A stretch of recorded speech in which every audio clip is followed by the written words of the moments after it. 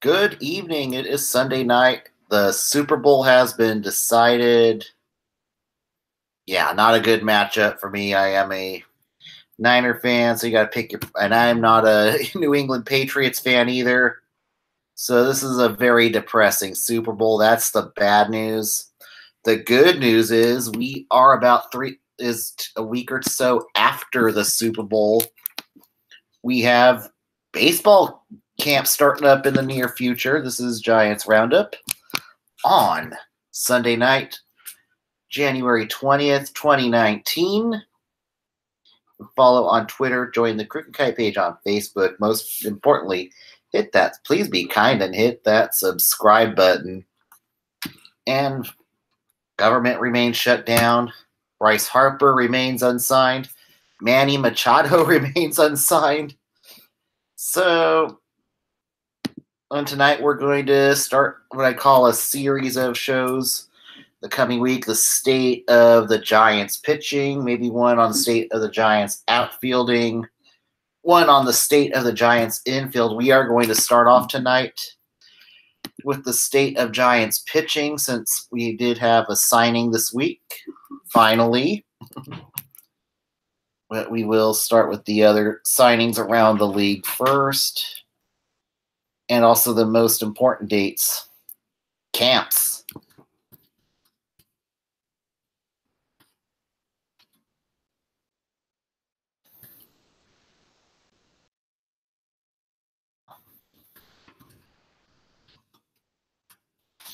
And the Giants pitchers and catchers will report 10 days after the Super Bowl on February 13th.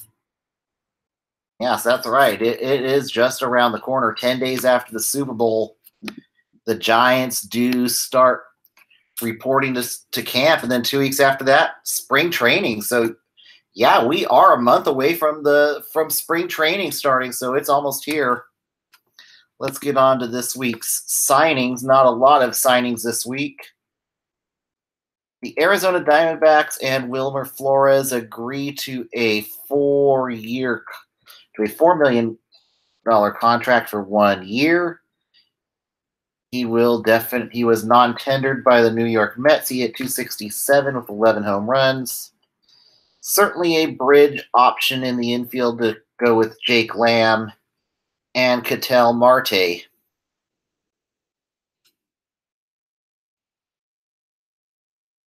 And then the Yankees sign Adam Ottavino to a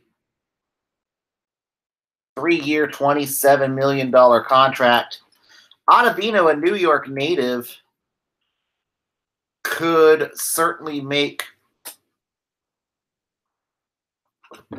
really stack a really nice bullpen for the New York Yankees, with Zach Britton, Dylan Betances, and Aroldis Chapman on the back end of the bullpen already. And there are rumors that the Yankees could be looking to shop Aroldis Chapman. Certainly his velocity's been on the decline last year, not hitting 100 miles per hour anymore. But now definitely another back-end player for the Yankees bullpen with Adam Ottavino. And who knows? Ottavino definitely pitched really well for a guy at Coors Field with an ERA of 2.43. Definitely a great number for not easy to keep an ERA like that pitching at hitter-friendly Coors Field. But he will certainly replace David Robertson. And yeah, you could go with Betances.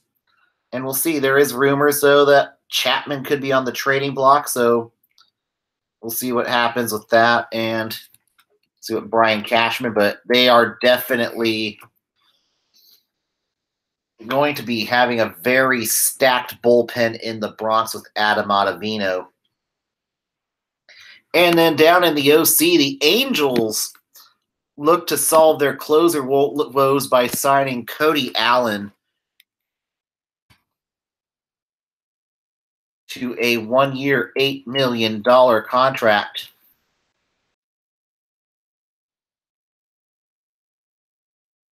Taking a little bit of a pay cut. And Cody Allen was hurt last year.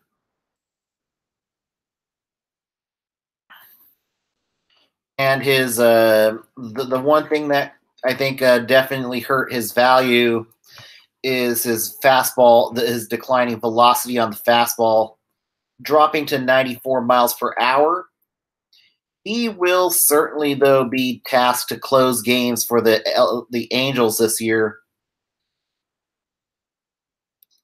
But certainly, I don't think Billy Epler's done making signings. They could look to maybe make a run at Craig Kimbrell.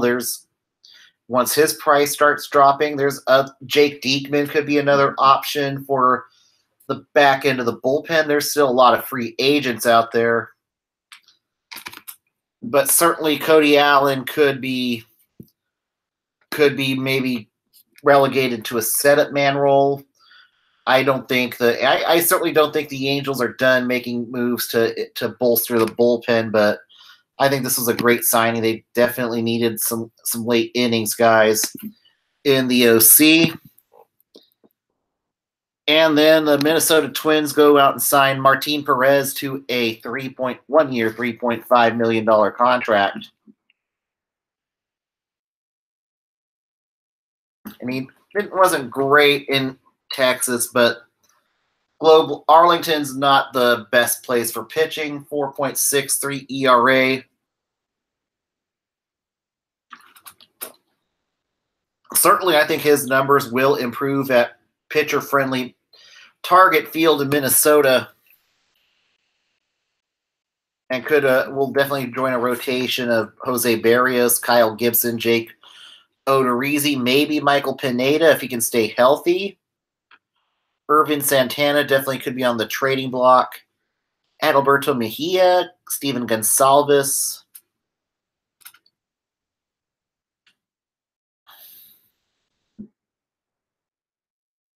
But he could also end up pitching out of the bullpen for the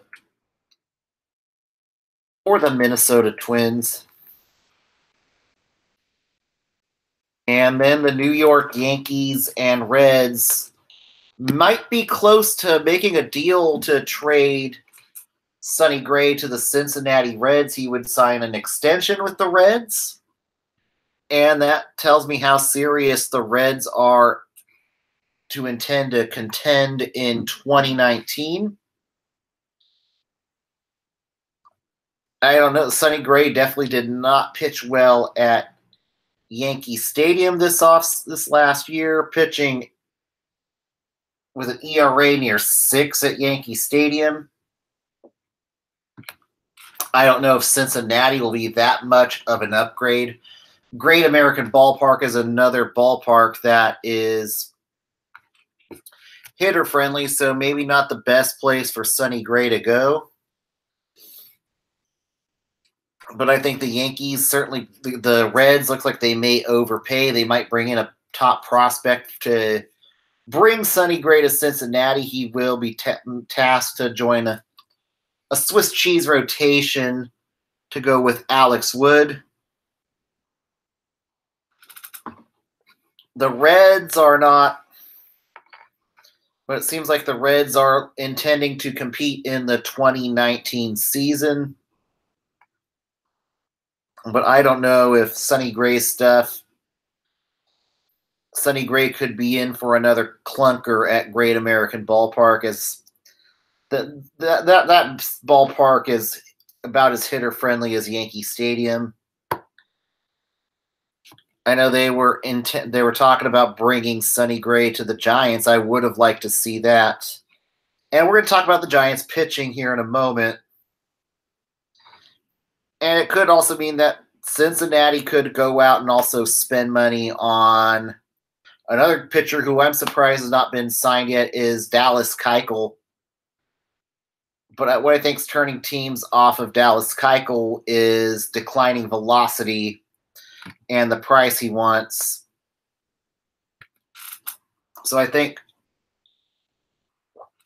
Keuchel could very likely end up getting the same type of contract Jake Arrieta got over there in Philly when that is all said and done. But I think if Cincinnati can get maybe one more starter, and I'd feel comfortable saying the Reds could actually maybe do damage in what's going to be a very stacked NL Central. With St. Louis on the rise, you've got Milwaukee. If they can go out and get some pitching, they could definitely be a World Series contender. You've got the Cubs, who are on a bit of a decline with the hitting being up near the luxury tax and the farm being bare in Iowa City. So the Iowa Cubs. So definitely the Cubs this could be one last hurrah with Joe Madden. So Cincinnati, why not us? That's what they're saying in Cincinnati. If they can go out and get another starter, I can't see why not. But as in Giants news, they actually went out and signed a pitcher this week. They are bringing back Derek Holland on a 2-year, I don't think it's that long.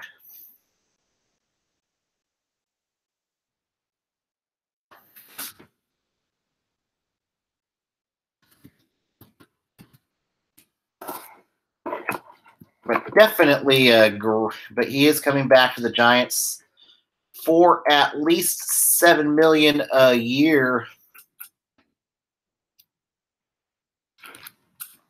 That's a 1-year, $7 million contract, the club option for the 2020 season. And Holland had a really good year with the Giants last year. Definitely a great clubhouse presence, too, with his silly shirts he would always wear, and that definitely a great Kermit the Frog impersonation. But had a career year with the Giants last year with 3.57 ERA, 8.9 K, and 3.5 walks. Pitched 171 and a third innings. So, and I'm glad to see, and I like Derek Holland. He's a great presence. He will probably slide in the number 5 spot in this year's starting rotation. So that, and I think my projections for this year's Giants starting rotation, of course, you're going to have Madison Bumgarner. Whether he stays a Giant or not the whole season is another question. But he will be the number 1 starter. Bumgarner definitely would like to stay off the disabled list this year. And he continues to look for – he's going to look to improve himself and try to adjust to his declining velocity. And then, of course, your number 2 starter will be my favorite rookie from last year, one Derek Rodriguez, who definitely could have a sophomore slump. He had a great rookie campaign with the Giants. So I'm looking forward to a lot for Derek Rodriguez in the 2019 season. He was 6-4 with a 2.81 ERA, started 21 games, 89 strikeouts. So he pitched 118.1 innings last season. I think if Derek Rodriguez can stay healthy here in the 2019 season, he could easily go and pitch 200 innings. And then your number 3 starter, I think, could be either rehabilitating Jeff Samardzija, who's last season just had his worst career year, 1-5, 6.25 ERA. And Samardzija's one that is just hoping to come back and be 100% in spring training. He could be the 3. He could be the 4 in the rotation this year. 4th year of a 5-year contract. So the Giants are just, I think they would just at least would like to see Jeff Samardzija bounce back enough to trade him and unload his albatross contract. But Samardzija definitely looking to have a much better 2019 season. Worst case scenario for him is he can't stay healthy, or he just continues to regress and gets relegated to the bullpen. That could be a real possibility. And then Andy Suarez, right now I've got him slotted at the 4. If the Giants would have acquired Sonny Gray, I certainly think Suarez could have been the odd man out on the 25-man roster. He does have options. Suarez had his ups and downs during the 2018 campaign. He went 7-13, 4.49 ERA. I certainly think he's got capability to be another one who could probably pitch 200 innings this year. Struck out 130, 1.297 WHIP. But we'll see how he. I think a full year in the show could be good for him. Also, though, as I said, if they do acquire another starter or they do sign another starter, he has options. He could easily be the odd man out going down to Sacramento. But I certainly think he will slide in as the 4 in the rotation, barring them signing anybody. And then, of course, Derek Holland will probably round out the rotation as the 5 as of right now. And a question mark going into the 2019 season, who I think could even be on the what I call the 40-man roster bubble, could be Chris Stratton.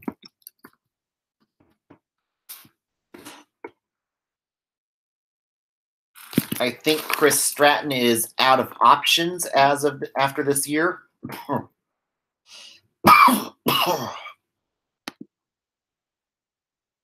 But I do think Chris Stratton has one more year of options left.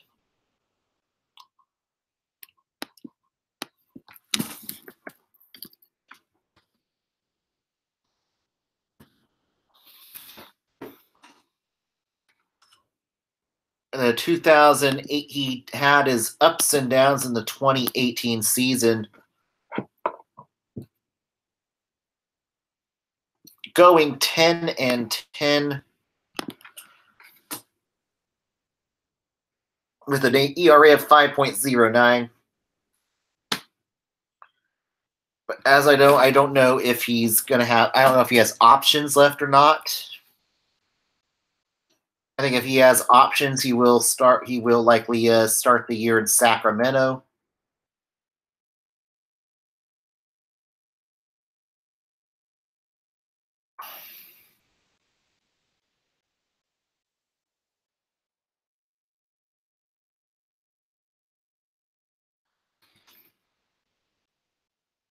And this could be a very critical spring training for Chris Stratton,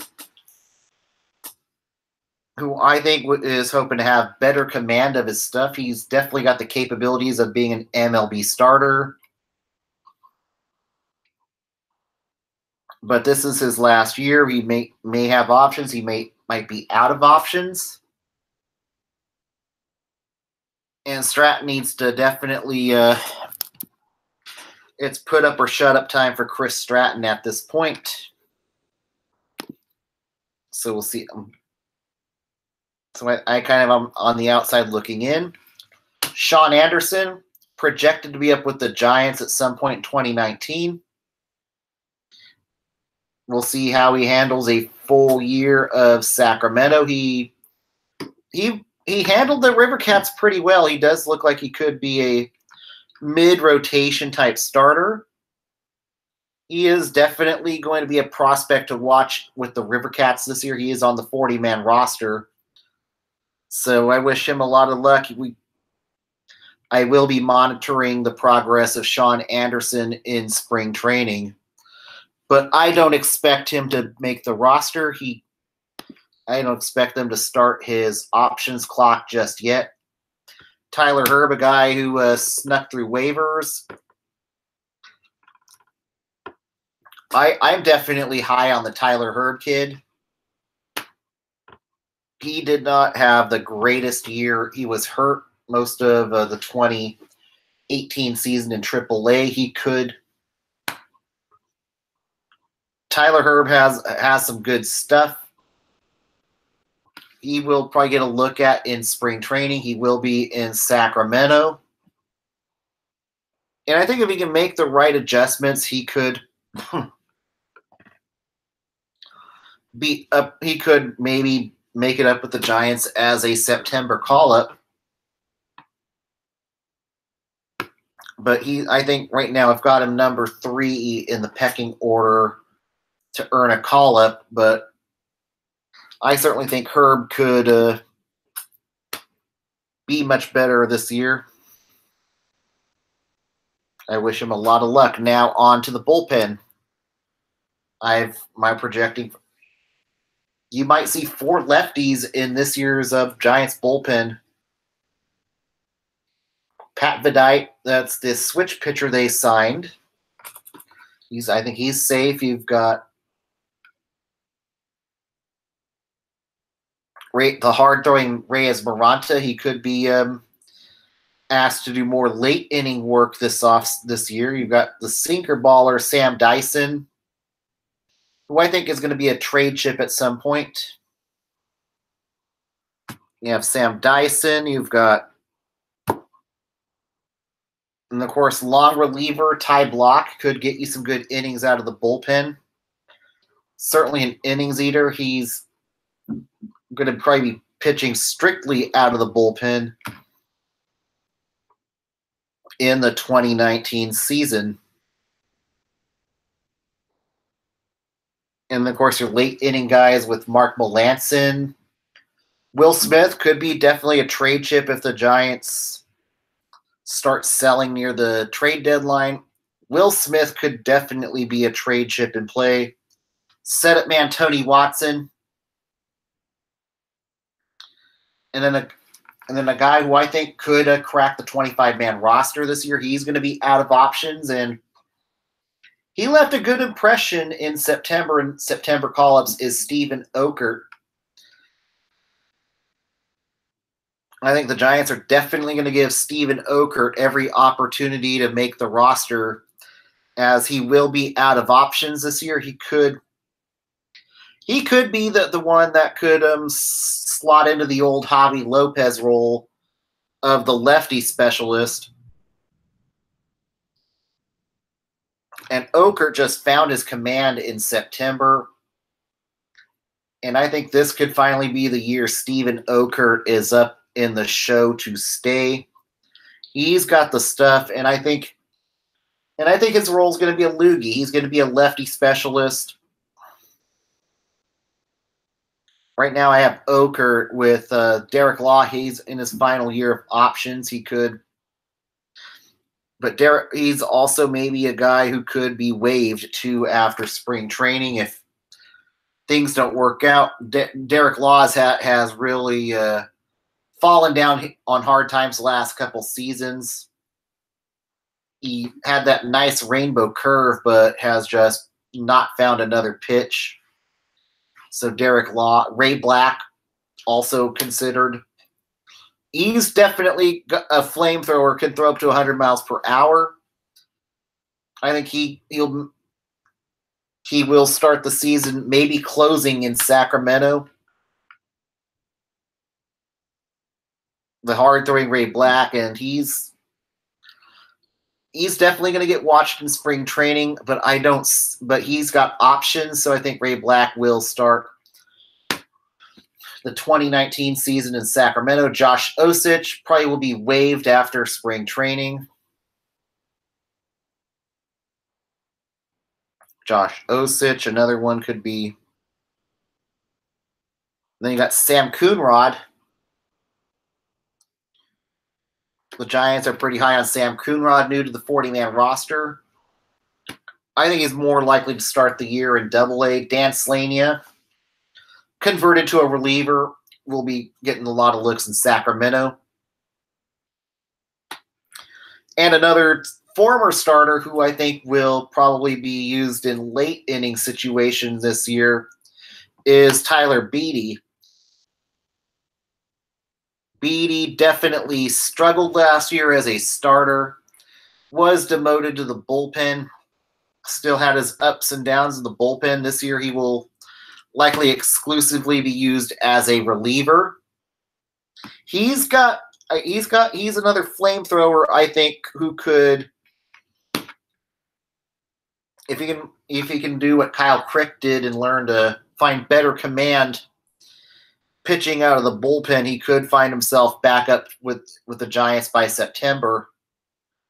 But I certainly think he could be in line along with Ray Black to close in Sacramento this year. But Tyler Beede definitely looking to bounce back from a disastrous 2018 season in AAA.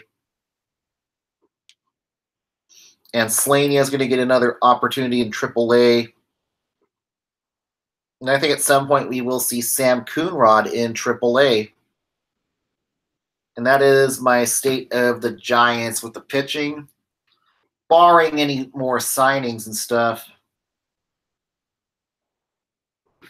And we shall see. We've got a pretty stacked pitchings this year, especially in the bullpen. So definitely a lot of options for Bruce Bochy to mix and match.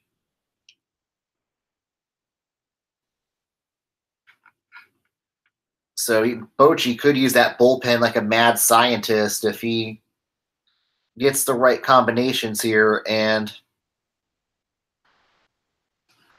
now it's be back on air next week. We will do state of the outfield. No, I'm not going to go. Actually, we're going to do the state of the infield next. I'll do the outfield the following week. Since we've got news about Evan Longoria, that'll be next week's show. Thanks for tuning in. We'll be back next Sunday. Probably be a little bit of an earlier show next week since there's no football. Everybody have a super week. And together, we are Giant. Good night, everybody.